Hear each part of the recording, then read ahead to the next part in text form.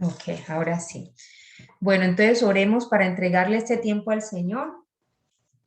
Padre Celestial, Señor, bendito sea, Señor, por siempre. Te damos gracias en esta noche, especialmente por revelarte a nosotras, Señor, a través de estas enseñanzas. Gracias, Señor, por mostrarnos a Jesús en cada libro del Antiguo Testamento, aun cuando Él ni siquiera había venido a la tierra a hacerse humano. Gracias, Señor, porque tu palabra es espíritu y es vida, Señor. Ayúdanos, Señor, a recibirla con un corazón abierto, con oídos y ojos espirituales abiertos, a recibir esta semilla de tu palabra, Señor. Y que tú que eres el que da el crecimiento, el que germina la semilla, Señor, que esa semilla de fruto al 30, al 60 y al 100%, Señor. Te lo pedimos en el nombre poderoso de Jesús, a ti que vives y reinas por los siglos de los siglos. Amén, amén y amén. Ok, empecemos hablando hoy del libro de Daniel. Vamos a hacer un resumen de los libros de estos, después de Daniel, los que se llaman los profetas menores del Antiguo Testamento. Entonces va a ser corto cada uno y hay algunos que no vamos a tocar hoy por cuestiones de tiempo. Bueno, en cuanto al libro de Daniel, Daniel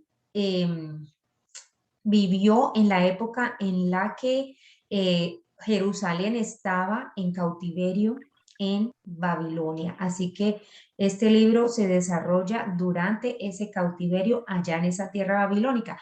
Y vemos no voy a leer la historia, sé que todos la conocen, que es la historia de los tres muchachos israelitas que están en, que están en Babilonia y que el rey Nabucodonosor les quiere obligar a adorar la estatua de oro que él se construyó del mismo.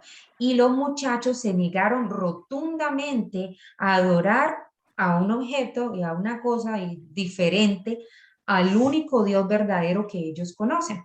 Esa es la historia en resumidas consecuencias. El rey Nabucodonosor se enoja demasiado, los tira al horno de fuego ardiente y mientras están ellos allá, el rey observa que ellos tiraron allá tres muchachos y él ve cuatro personas y que tiene un aspecto como de ángel, dice él. Entonces, en el libro de Daniel, ¿quién es Jesús? Jesús es el cuarto hombre allá dentro en el horno de fuego ardiente del libro de Daniel. Aquí vemos claramente la presencia de Jesús en medio de Babilonia, acompañando y protegiendo a estos tres muchachos. ¿Y por qué? Porque ellos demostraron fe y fidelidad para con Dios, para con Él, y no tuvieron temor de los hombres, sino temor de Dios. No temieron lo que los Bueno, hombres le podían hacer, que es pues no, precisamente puede que no destruirlo, crea eso. ¿cierto? Los hombres, o sea, el rey podía haberlos matado, podía haberlos destruido, pero si ellos hubieran hecho lo que él les pidió, estarían demostrando tener temor de los hombres, o sea, de humanos, y no temor de Dios. Entonces, ellos, ¿qué es lo que demostraron con esto? Que ellos no se estaban considerando la salvación de sus propias vidas por encima de Dios. Me ponía el Señor esta palabra de Mateo 10:28, que se la voy a leer aquí rapidito. Mateo 10:28, que dice: y no temáis a los que matan el cuerpo, pero no pueden matar el alma. Más bien temed a aquel que puede hacer perecer tanto el alma como el cuerpo en el infierno. Esa palabra en Mateo es Jesús hablando y diciendo a quién es que hay que tenerle temor. Hay que tenerle temor a Dios y no a los hombres. Entonces, ellos, estos tres muchachos, fueron humildes de corazón y fieles a Dios y temerosos de Él. Ellos consideraron muy bien las consecuencias eternas que hubiera podido obtener la decisión que ellos tomaran. Sí, porque si ellos deciden adorar a ese Dios, la consecuencia es eterna, ellos pierden su relación con Dios. Pero lo pensaron bien, lo tenían claro y eso es fe. Ellos creyeron en Dios. Ellos no fueron al horno creyendo Dios nos va a salvar, porque es inclusive muy bonito lo que ellos le contestan al rey Nabucodonosor. Ellos dicen, nuestro Dios tiene todo el poder para salvarnos, pero aún si no nos salva, si Él decidiera no salvarnos, igual no vamos a adorar esa estatua. Así que ellos no están considerando sus vidas ahí, sino a Dios por encima de sus propias vidas. Entonces, la fe que ellos mostraron fue la que hizo que ganaran esa protección de Dios. ¿Por qué? Porque sin fe es imposible agradar a Dios. Y otra palabra nos dice, la fe sin obras es muerta.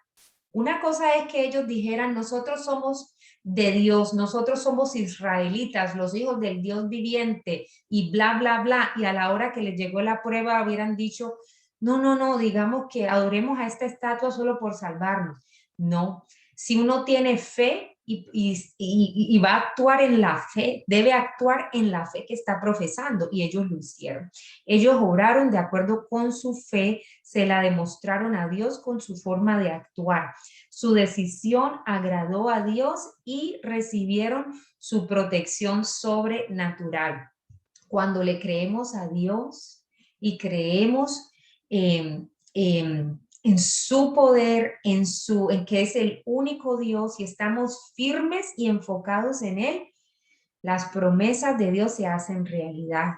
¿Y cuál es una promesa que me ponía el Señor aquí que se relaciona con esto?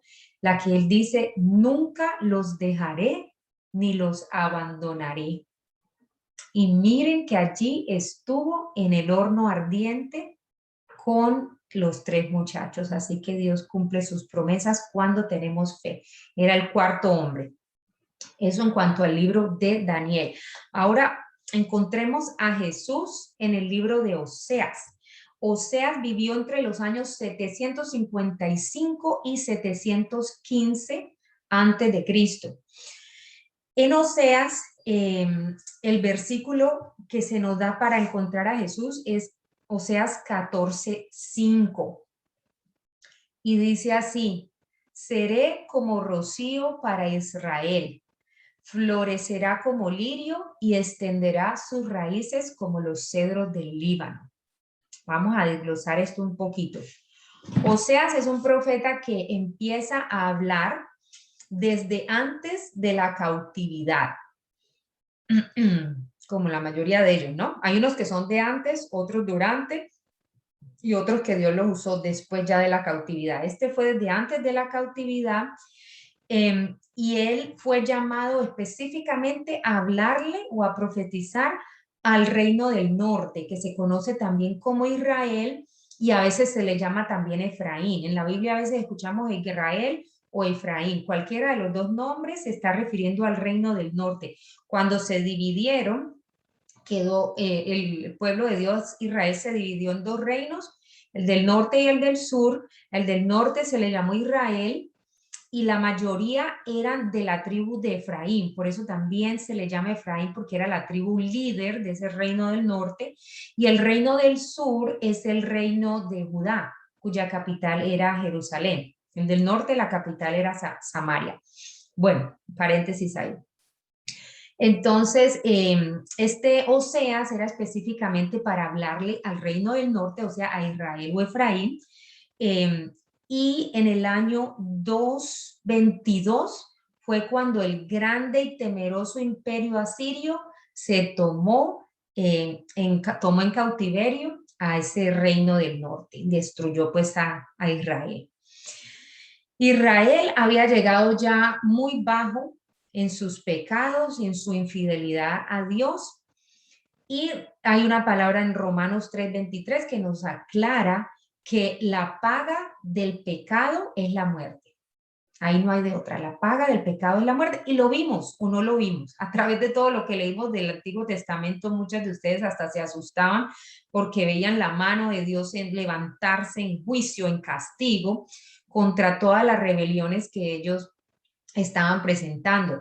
Entonces veíamos cómo esto sí es verdad, que la paga del pecado es la muerte. El que no cumplía la ley de Dios y los mandamientos, veíamos cómo caían a veces, que si un rayo a otros se los tragó la tierra, otros caían con lepra, otro, bueno, y cuando decimos la paga del pecado es la muerte, y muchas veces no es necesariamente muerte de referirse a dejar de existir, de este mundo. O sea, hemos hablado que en la Biblia la palabra muerte se refiere también a enfermedad, aislamiento, pobreza, destitución de su posición, depresión, este tipo de cosas así. Enfermedad ya la dije.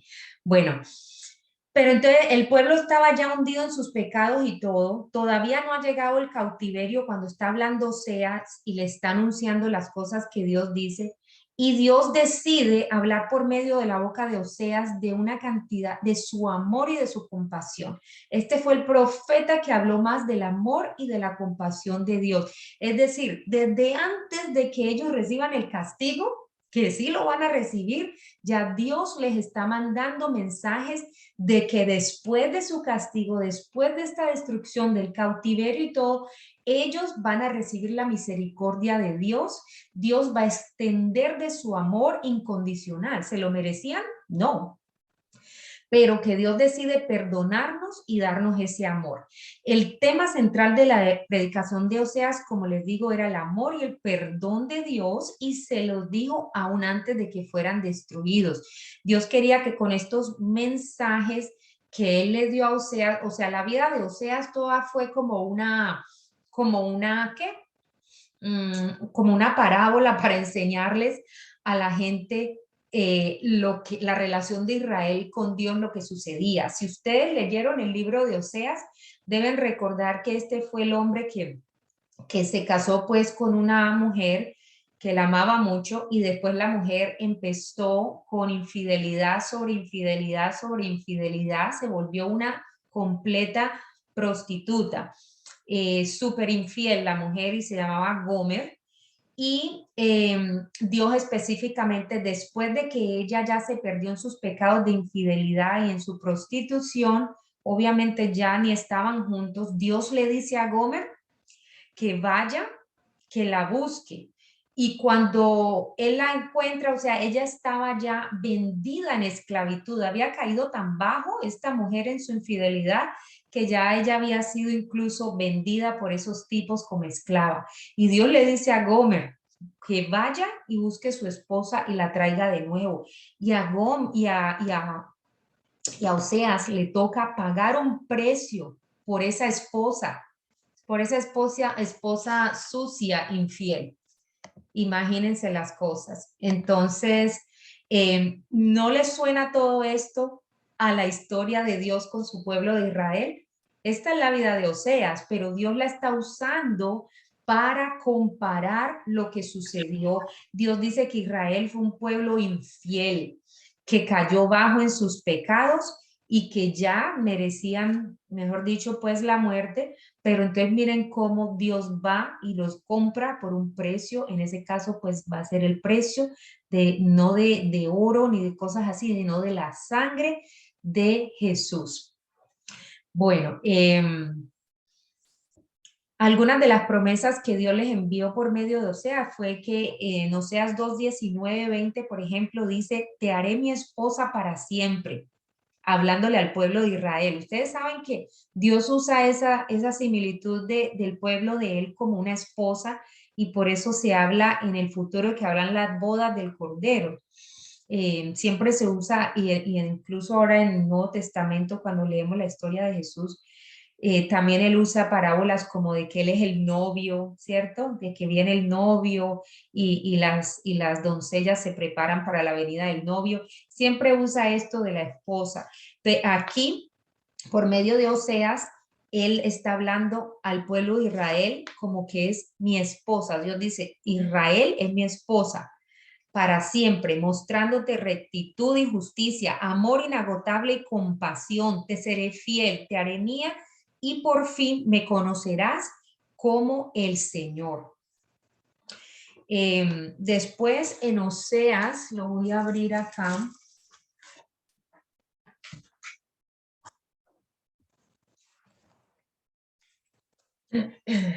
En Oseas 11 hay una parte muy linda donde el Señor muestra su amor así diciendo así, lo voy a leer. Cuando Israel era niño, yo lo amé y de Egipto llamé a mi hijo, ¿sí? Cuando los sacó de Egipto. Cuando más los llamaban los profetas, tanto más se alejaba de ellos, ¿sí? Les mandó muchos y muchos profetas a ver si se arrepentían, pero seguían adorando a los Baales, sacrificando, bueno. Sin embargo, yo enseñé a andar a Efraín, yo lo llevé en mis brazos, pero ellos no comprendieron que yo los sanaba. Me voy a saltar al verso 6, dice, la espada girará contra sus ciudades, destruirá sus cerrojos y los consumirá por causa de sus intrigas, pues mi pueblo se mantiene infiel contra mí. Aunque ellos lo llamaban para que se volviera al Altísimo, ninguno lo exaltaba. Y el verso 8 ya dice, pues está diciendo lo mal que se portaron y diciendo que el castigo es inminente. Ahí cuando dice que la espada girará contra sus ciudades y destruirá sus cerrojos, ahí Dios está diciendo que pues ahí no, pues no hay de otra, ¿no? Que los tiene que aplicarles el castigo. Pero en el verso 8 dice, ¿cómo podré abandonarte, Efraín? ¿Cómo podré entregarte, Israel? ¿Cómo podré yo hacerte como a Adma? ¿Cómo podré tratarte como a Seboim? Mi corazón se conmueve dentro de mí, se enciende toda mi compasión. Entonces vemos el sentimiento tan lindo con el que habla aquí el Señor como de un padre tierno que está demostrando esa compasión por sus hijos, siendo que Él es santo y Él sí tiene que demandar pues justicia por el pecado y la justicia de Él demanda que el pago del pecado es la muerte, pero en su eterno amor Él les tiene compasión. Entonces, el corazón, y en el verso 9 dice, no ejecutaré el furor de mi ira, no volveré a destruir a Efraín. En otras palabras, en realidad, tan malo como parece haber sido todo lo que les pasó a ellos, Dios está queriendo decir aquí que el castigo que ellos merecían era aún peor, que debió haber sido peor, pero que a Él se movió en compasión a ellos. ¿Sí? En otras palabras, debieron haber sido exterminados completamente. La raza humana es lo que Él está queriendo decir, pero su compasión fue más fuerte que su ira. Bueno, estamos en Oseas, entonces, culminando quién es Jesús en el libro de Oseas. O en Oseas 14:4, él dijo, yo sanaré su apostasía, o sea, su infidelidad, los amaré generosamente, pues mi ira se ha apartado de ellos. Y en el verso 5 dice, seré como rocío para Israel, florecerá como lirio y extenderá sus raíces como los cedros del Líbano. Así que en el libro de Oseas, Jesús es ese rocío. Y esa promesa se les dio a ellos aún antes de ser llevados a un cautiverio, o sea que viene lo peor, pero ya Dios les está enviando de antemano una palabra de esperanza y de aliento. ¿El rocío qué es? El rocío es algo que para la naturaleza, para la vegetación, el rocío es bueno para la fertilidad de la tierra, ¿cierto? Para que la tierra esté sana y para que produzca fruto. El rocío ahí simboliza bendición para la tierra. Es lo que está queriendo decir Dios aquí. Enviaré bendición a mi tierra. O sea, Jesús es ese rocío. Sin rocío hay resequedad, esterilidad y muerte. pero Dios está aquí prometiendo que Él será nuestro rocío.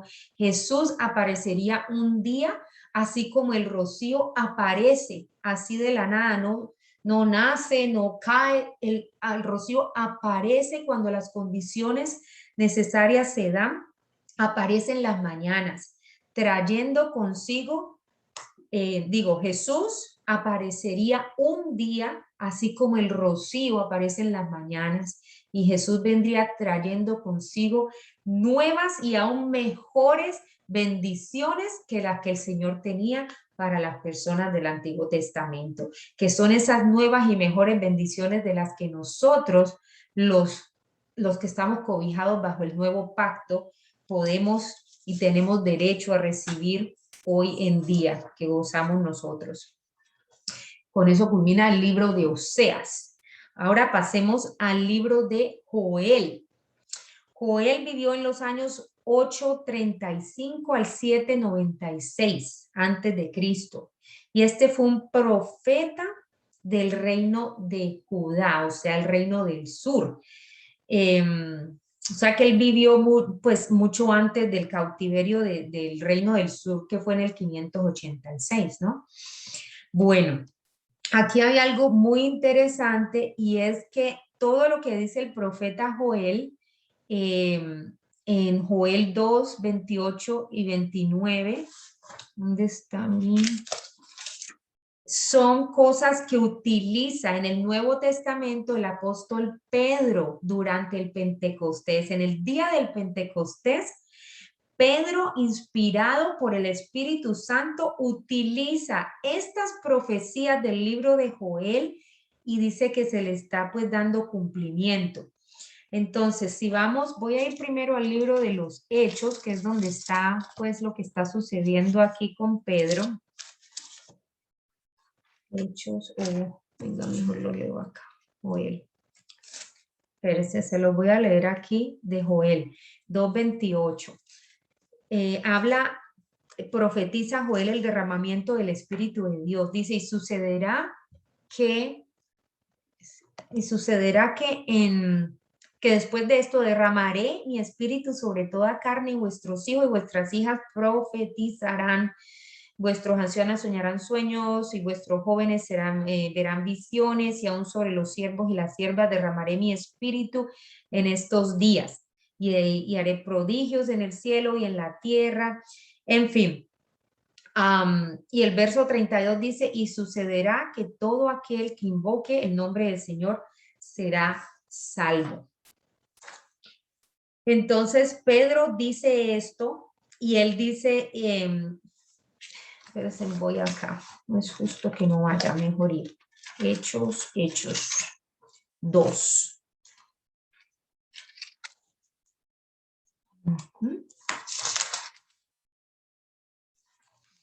Capítulo 16.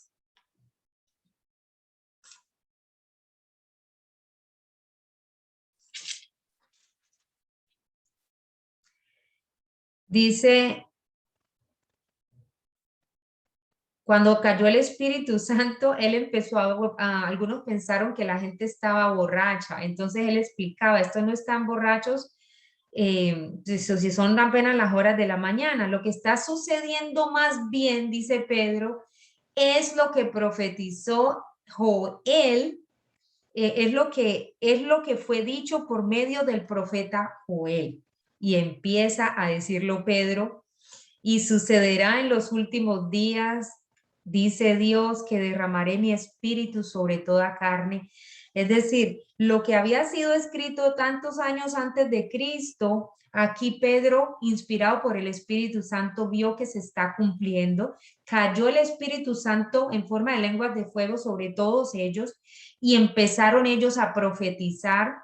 Y una cosa muy importante es que cuando uno lo lee, dice que vuestros jóvenes, que los ancianos harán esto, y que los jóvenes esto, y que las damas esto, y que los hombres esto, y no es específicamente, lo que está en resumen diciendo esto, es que el Espíritu Santo vendría sobre toda carne, que es lo que dice al principio, jóvenes, ancianos, mujeres, hombres, no sobre algunos, sino sobre todos, y no sobre solamente el pueblo de Israel, sino sobre todo aquel que lo quiera recibir. De hecho, yo me puse aquí pues a leer un poquito más y hablan de que allí en ese aposento alto había gente de todas partes y mencionan todos los pueblos allí. Entonces esas promesas que Dios había hecho con muchos años de anticipación de que algún día Él no solamente sería Dios para su pueblo, sino para todo aquel que quisiera venir a Él. Ya empieza a extender su promesa de salvación a personas de toda raza y nación, que es por eso que gracias a Dios ustedes y yo hoy somos acogidos bajo esta doctrina cristiana, gracias a Dios, porque el Señor ensanchó esa invitación, porque Él tenía un pueblo escogido y nosotras, que yo sepa, no somos israelitas, no somos judías. Entonces, allí el Señor dijo, mi espíritu lo voy a derramar sobre toda carne. Ahí ya no había excepción, ya no iba a ser solamente al pueblo de Israel. Bueno, entonces en el verso 32 de Joel 2, que dice exactamente lo mismo que Pedro dice en Hechos 2:21, dice, y sucederá que todo aquel que invoque el nombre del Señor será salvo.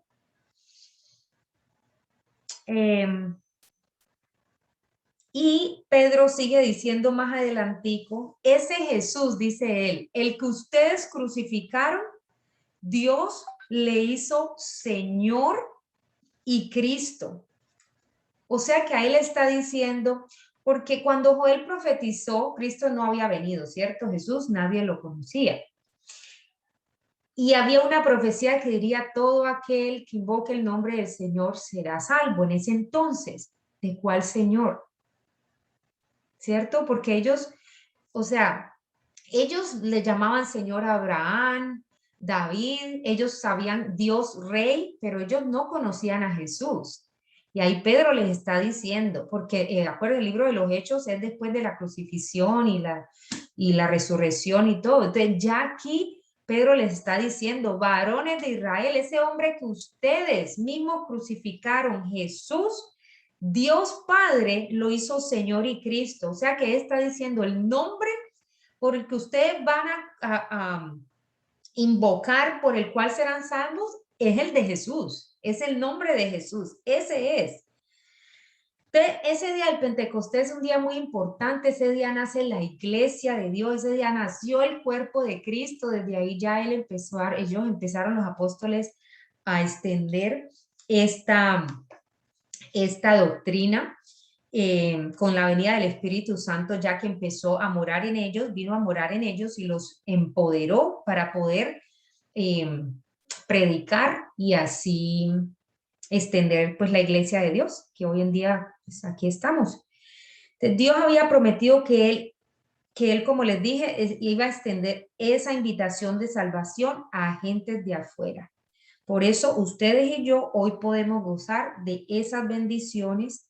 Jesús en el libro de Joel es el que nos bautiza en el Espíritu Santo y su invitación permanece hasta hoy, de que todo el que invoque el nombre del Señor será salvo y recibe el Espíritu Santo. Amén.